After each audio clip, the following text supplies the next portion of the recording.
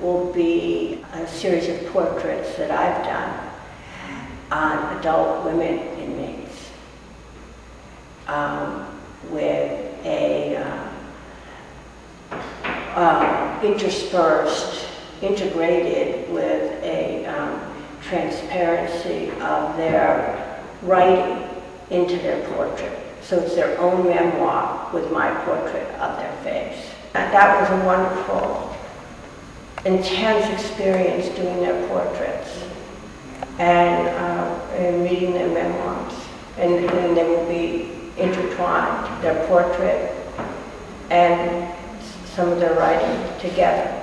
Women that I know, like wonderful social workers, say, I can't work with women, it's too heavy. I can't do it. And I think what's so hard about it, what's so wonderful, but what is so hard, you really identify. It could be me. My name is Elizabeth Josephson, and I've been teaching art on Rikers Island for almost 10 years now. This particular body of work is of the adult women inmates, and this is more of a project that I was doing on a voluntary basis after work, where I would go over and draw the women and working in conjunction with my colleague who was getting the writing, Don Murphy. It was a collaboration between the women and myself.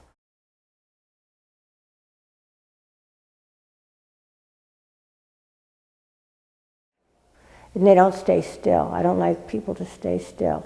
They move. And I think that makes them feel comfortable. I think we make each other feel comfortable. I think they also inspire the drawing.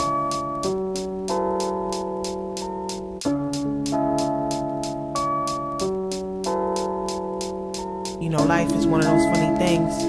It'll take you on a mission. Sometimes you just gotta be ready to go for the ride. Y'all ready? Let's go.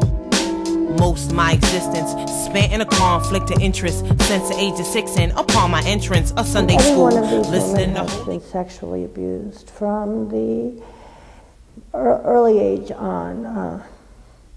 This woman here in the middle with a lot of type on her, that's a timeline of her life. There's barely no moment when she's not being abused severely.